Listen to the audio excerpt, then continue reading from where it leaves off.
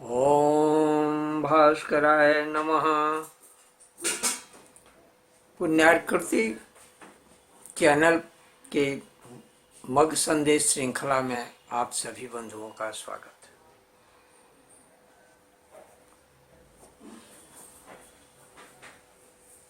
अब तक के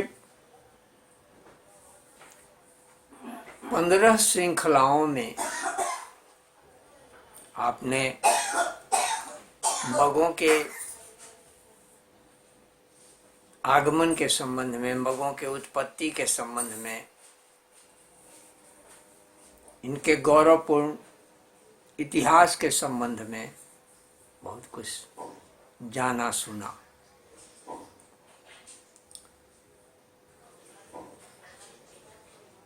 पंद्रहवीं श्रृंखला में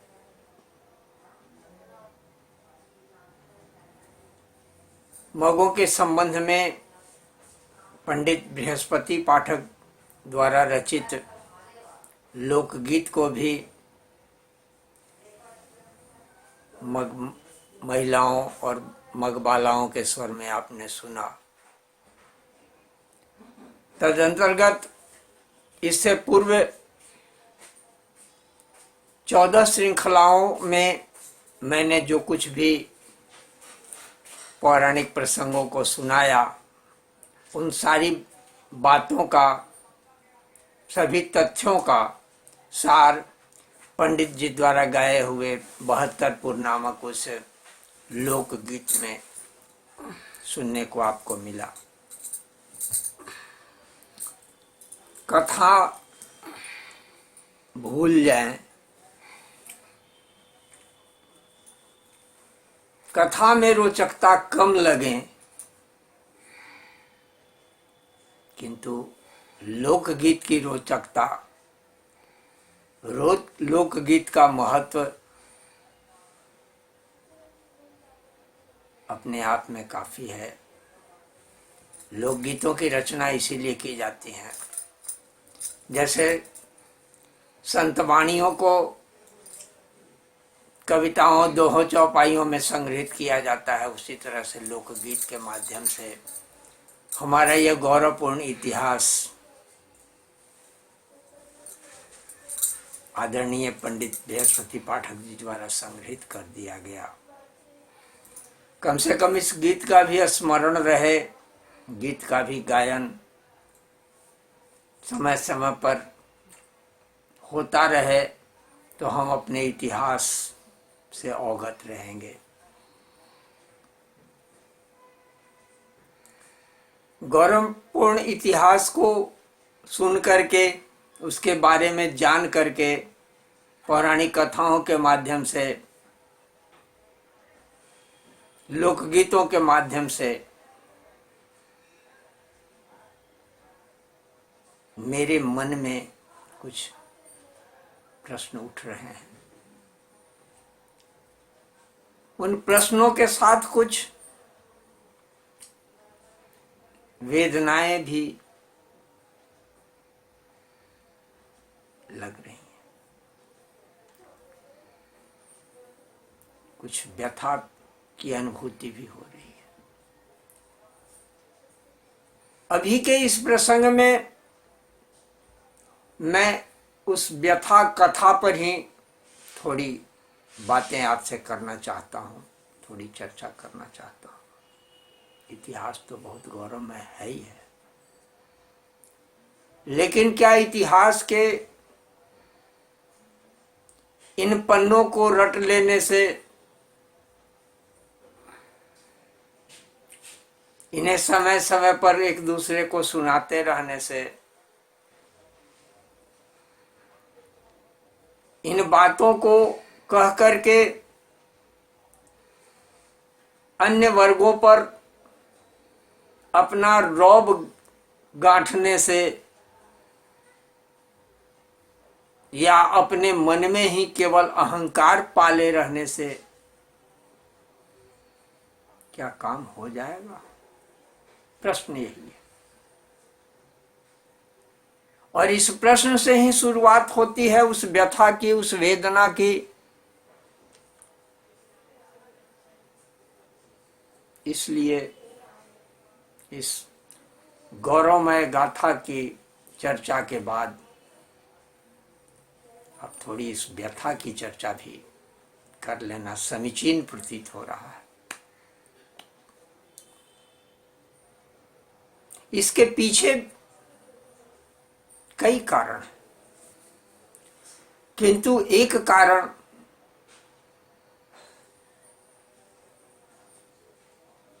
बड़ा रोचक, जिज्ञासापूर्ण, ज्ञातव्य और ध्यातव्य सब कुछ है।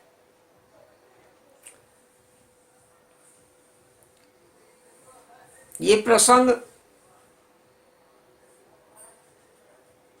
सुदूर इतिहास का नहीं है, पुराण का भी नहीं है, 1000-2000 साल पहले का भी नहीं है, बल्कि अपने जीवन में देखे, भोगे, अनुभव किए यथार्थ का है। तो भोगे, देखे और यथार्थ की वेदना तो सबसे अधिक सालेगी ना, स्वाभाविक।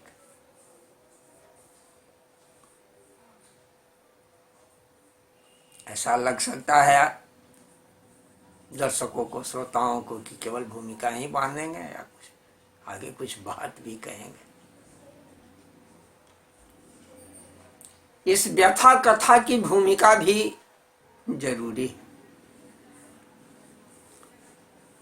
बात अब से करीब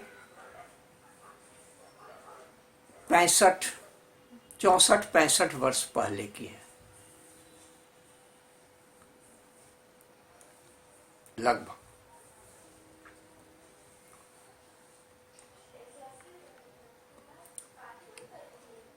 मग विभूति पंडित विश्वनाथ शास्त्री का नाम आपने सुना होगा।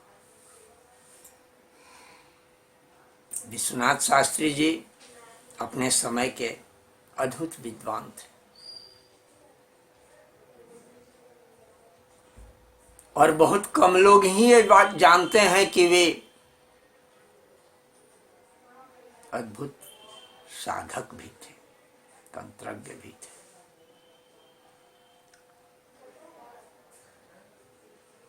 वे मूल निवासी तो बिहार प्रांत के थे, किंतु उनका बहुत समय राजस्थान में बीता, इसलिए कुछ लोग उन्हें राजस्थानी ब्राह्मण समझते थे। उनके जीवन का एक बहुत बड़ा भाग कलकत्ते में व्यतीत हुआ और सौभाग्य से हमारे पितृव्य यानी हमारे बड़े चाचा जी पंडित बाल मुकुंद पाठक जी के वो अभिन्न मित्र थे।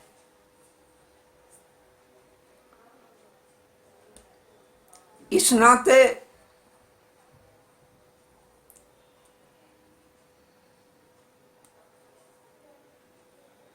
उनसे मिलने का सौभाग्य भी मिला। अपनी इस वेदना का संबंध उनके साथ घटी एक घटना से है कि हम कौन थे, क्या हो गए हैं और क्या होंगे। आओ बिचारे बैठकर हम समस्याएं सभी। भारत भारती की ये पंक्तियां हमें कुरेद कुरेद कर जगा रही हैं, कह रही हैं, ऐ मग विप्रों जागो सोचो, क्या थे तुम, क्या हो गए, क्या होगा, आगे की क्या परिणति होगी।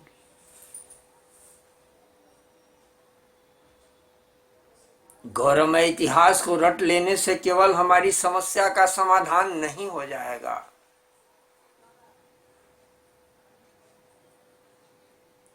तो मेरी वेदना, मेरी व्यथा का कारण भी वही है। एक बार की बात है कि मेरे पितृव्य पंडित बालमुकुंद पाठक जी और विश्वनाथ शास्त्री जी कलकत्ते से चले उत्तराखंड की यात्रा पर। कहीं कहाँ क्या, बचपन का प्रसंग है इसलिए स्थान का बहुत अधिक बोध नहीं है, स्मरण भी मुझे नहीं है, लेकिन जो घटना घटी, कुछ घटनाएं, कुछ बातें, कुछ चीजें ऐसी होती हैं जो बाल मन में कहीं वो बैठ जाती हैं।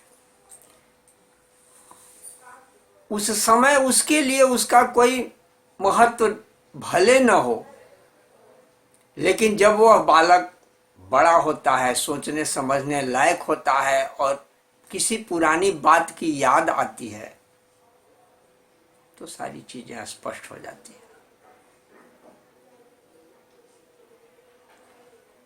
बहुत बार हम बच्चों के साथ अपनी नासमझी व्यक्त कर देते हैं। हम तो लोग सोच लेते हैं कि अरे ये तो बच्चा है, इसके सामने कुछ कहने में बोलने में क्या दिक्कत, हम बोल लेते हैं। हमें सतर्क रहने की आवश्यकता है कि हम बच्चे के सामने, किस उम्र का बच्चा है क्या है, अब बच्चे के सामने भी हम बातें सोच समझ करके बोले, बल्कि यूं कहें कि बड़ों के सामने की तुलना में बच्चे के सामने बातचीत करने में हमें अधिक सावधान रहने की आवश्यकता है। कहीं उसके मस्तिष्क में विचार ये संचित हो गए, कोई बात संचित हो गया तो बाद में जिस दिन वो समझने लायक होगा उस दिन तो उसकी व्याख्या वो जरूर करेगा स्मरण में आने पर, और बातें समझ में होंगी तो उस दिन वो उसे बातें, अच्छी बातें अच्छी लगेंगी, अच्छी दिशा में ले जाएंगी, बुरी बातें बुरी दिशा में भी ले जा सकती हैं, ले जाएंगी निश्चित। तो बाल मनोविज्ञान के इस बात को स्मरण दिलाते हुए, सचेत करते हुए हम आगे की बात को कहते हैं कि कैसे क्या हुआ। उत्तराखंड की यात्रा पर निकले। जमाना ये वो था, अतिथि देवो भव वाला जमाना था। आज के तरह होटली सभ्यता नहीं थी। जगह जगह जहां भी तीर्थ यात्रा में लोग निकलते थे, जाते थे, घूमते फिरते थे, कहीं शाम हो गई रुक जाते थे किसी दरवाजे पर, गांव जगह रुक जाते थे, जानकारी करते थे स्वजातीय बंधु की जानकारी, और कहीं किसी के दरवाजे पर हम अमुक स्थान से आए हैं, अपना परिचय या कुछ कहना भी। अतिथि देवो भव की ऐसी मान्यता थी, ऐसी परंपरा थी कि आज की तरह धोखेबाजों वाला युग नहीं था, आतंकवादियों वाला युग नहीं था। आज तो हम कदम भी फूक फूक कर रखते हैं, किसी को हम शरण देने में 10 बार सोचते हैं, और सोचना चाहिए भी। अभी की जो अवस्था, अभी जो व्यवस्था है और अवस्था है, सोचने की आवश्यकता है। लेकिन मैं जिस दिन 65 साल पहले की जो बात कर रहा हूं उस दिन की बात।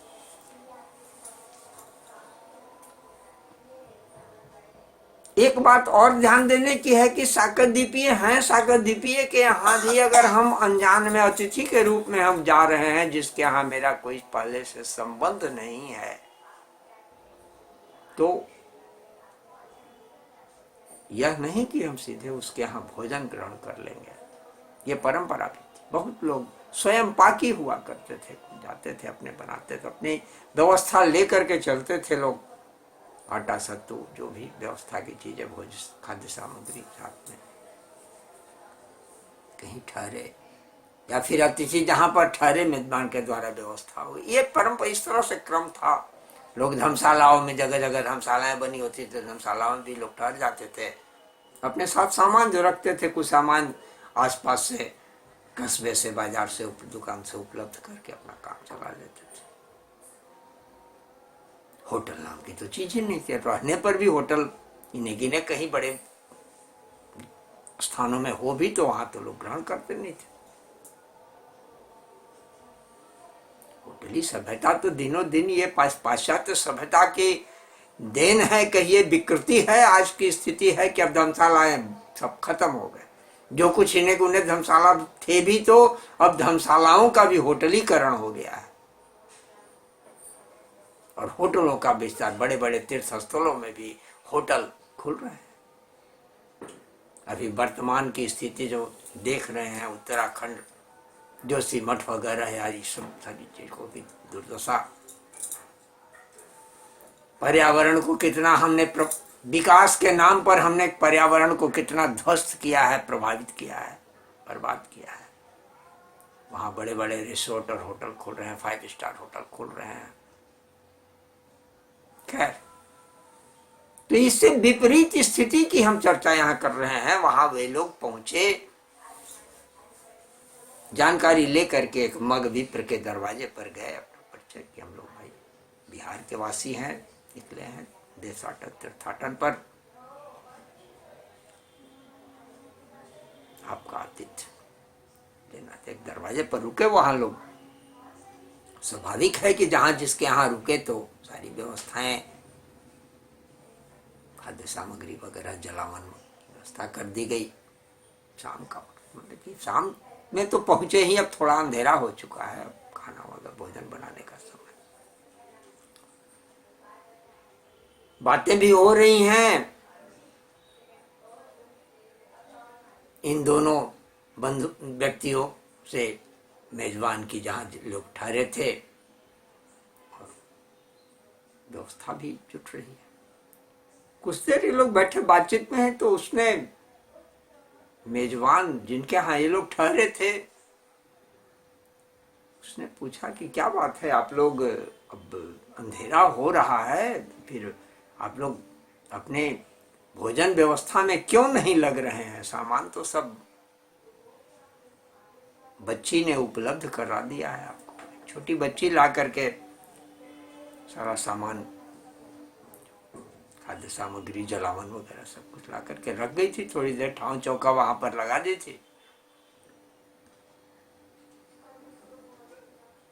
तो पंडित जी ने कहा, विश्वनाथ शास्त्री जी ने कहा, चाचा जी के जो मेरे मित्र विश्वनाथ शास्त्री जी, उन्होंने कहा कि भाई सब कुछ तो ठीक है, सारी चीजें हैं, उपलब्ध हैं, बच्ची आग नहीं दे गई है,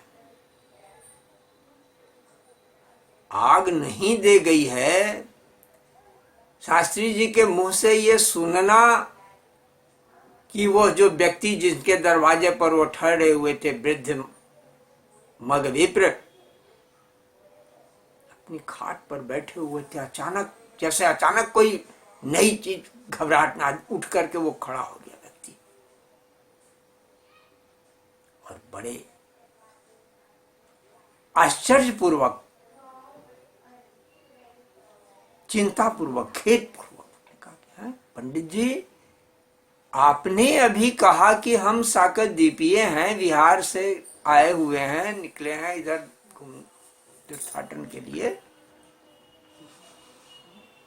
साकर द्वीपीय ब्राह्मण भी आग मांगता है क्या?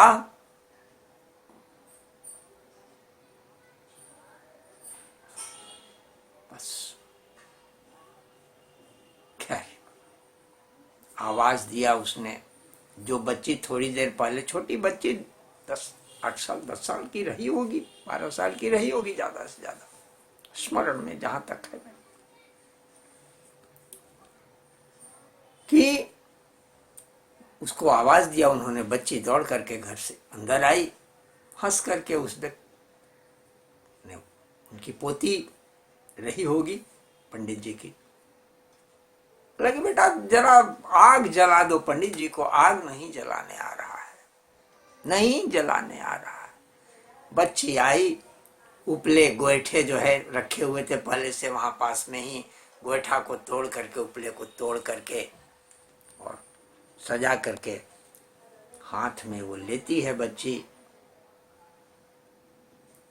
एक बार ऊपर आकाश की ओर उसकी नजरें जाती हैं उस बच्ची की, और फिर आंखें बंद करके उस उपले पर वो फूंक मारती है और अग्नि प्रज्वलित हो जाती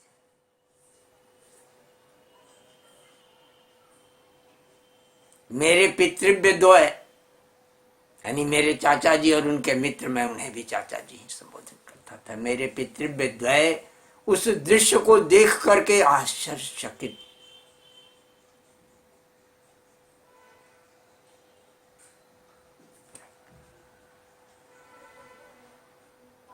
क्या स्थिति। बहुत समय नहीं बीते हैं, 65 66 साल 64 साल पहले की बात है।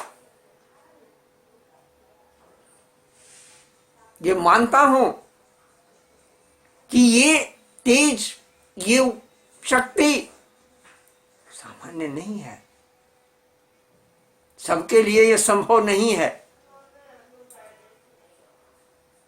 लेकिन ये स्पष्ट कर रहा है कि उस समय तक उस विप्र परिवार में, उस विप्र कुल में ये ऊर्जा, हमारी सौर ऊर्जा विद्यमान थी,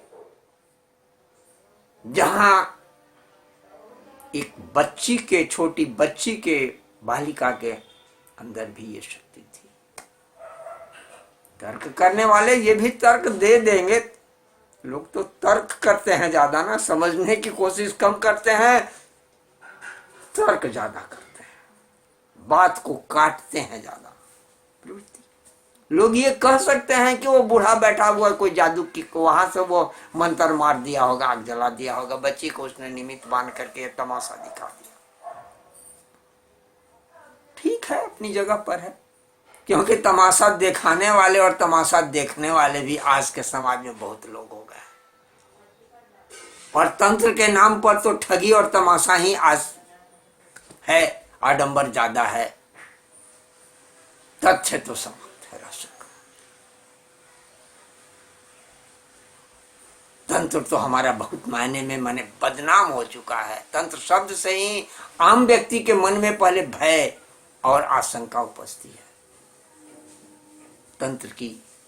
तंत्र को तथाकथित तंत्रज्ञों ने इस स्तर तक पहुंचा दिया, और जो सही मायने में जो तंत्रज्ञ हैं, तंत्र के जानकार हैं, वो तो अपने आप को अब कछुआ जैसे विपत्ति आने पर अपने आप को कवच में सिकोड़ लेता है, समेट लेता है। तो सही तंत्रज्ञ की तो अवस्था आज यही। तंत्रज्ञ हैं, नहीं है सो नहीं है, लेकिन जो हैं वे अपने आप को समेट करके, छिप करके बैठे हुए हैं। कहना भी उनके लिए, तो फिर अपने लिए वो समस्या पाल लेंगे। और दूसरी ओर भरे पड़े हैं, जहां देखिए तांत्रिकों की भरमार है, तरह तरह के वेशभूषा बनाए, जटिलो मुंडी लुंचित केसा काशायांबर बहुत कृतवेशा पश्यन् नपि न च पश्यति मूढ़ा उदर निमित्तम बहुत कृतवेशा। चटपट पंचरिका स्तोत्र में तो आज से बहुत पहले, 2500 वर्ष पहले आचार्य शंकराचार्य ने ये बातें कही। जटिलो मुंडी लुंचित केसा काशायांबर बहुकृत वेश पश्यन् नपि न च पश्यति मूढ़ा उदर निमित्तम बहुकृत वेश। जटाजूट बढ़ाए हुए, तरह तरह के भेष बनाए हुए, काशाय वस्त्र, गेरुआ वस्त्र धारण किया। तो गैरिक वस्त्र का अपमान हो रहा है।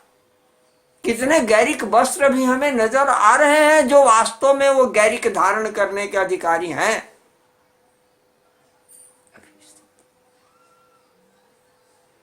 रुद्राक्ष बहुत के गलों में दिख रहा है, लेकिन वो रुद्राक्ष पहनने के अधिकारी हैं, योग्यता उनमें है। रुद्राक्ष की मर्यादा का क्या, वो धारण करने की मर्यादा का क्या वे पालन कर पा रहे हैं? उसी तरह से तंत्र की बात। और ये मैं जिसकी बात कर रहा हूं, मैं जिस परंपरा का स्मरण दिला रहा हूं, वो तो हमारी सौर परंपरा है। शाक्यद्वीपीय ब्राह्मण के घर में जो परंपरा थी, उस परंपरा की बात। ये बात तो बहुत पुरानी हो गई। उस समय ये बातें मेरी समझ से परे थी, प्रश्न भी नहीं उठता है। लेकिन समय पर जब इन चीजों के अध्ययन मनन चिंतन में लगा, अब तो संयोग से वे दोनों चाचा जी नहीं हैं, किंतु उनके जीवन काल में इन विषयों पर चर्चाएं हुई, बातें हुई, कई बार मनन चिंतन तर्क वितर्क अपने बाल सुलभ स्वभाव से भी बातें हुई। तो तदनुसार तो फिर जब विचार करने बैठा, विचार करने की मन स्थिति बनी, तो फिर वेदना स्वाभाविक है, व्यथा स्वाभाविक है कि हम क्या थे, क्या हमारे अंदर आज वो ऊर्जा है, क्या वह शक्ति है? नहीं। तो फिर हम सूर्यांशी सूर्यांशी सूर्यांशी का केवल तोता रट लगा रहे हैं। सूर्यांशी सूर्यांशी तो हैं, मग हैं, ब्राह्मण हैं,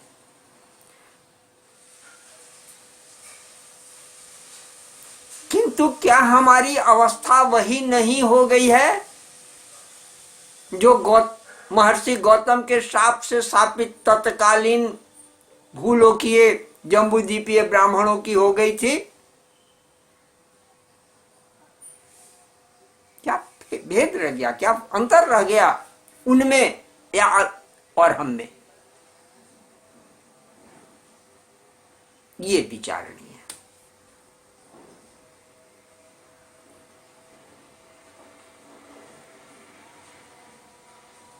आप भी इस पर विचार करें। इस कथा प्रसंग को मैंने इसीलिए कहा कि आप भी इस पर विचार करें, क्या स्थिति हो गई है। इन सब चीजों के पीछे क्या क्या कारण हुए, उन पर भी विचार करें। आप भी विचार करें, हम भी तब तक कुछ विचार करते हैं, और अगले प्रसंग में इन विचारों के मंथन से जो कुछ निकलेगा, उन बातों को लेकर के, उन प्रसंगों को लेकर के आपके समक्ष हम पुनः उपस्थित होंगे मग संदेश की अगली श्रृंखला में। तब तक के लिए कमलेश पुण्यार को अनुमति दें। जय भास्कर। हरि ओम। हरि ओम।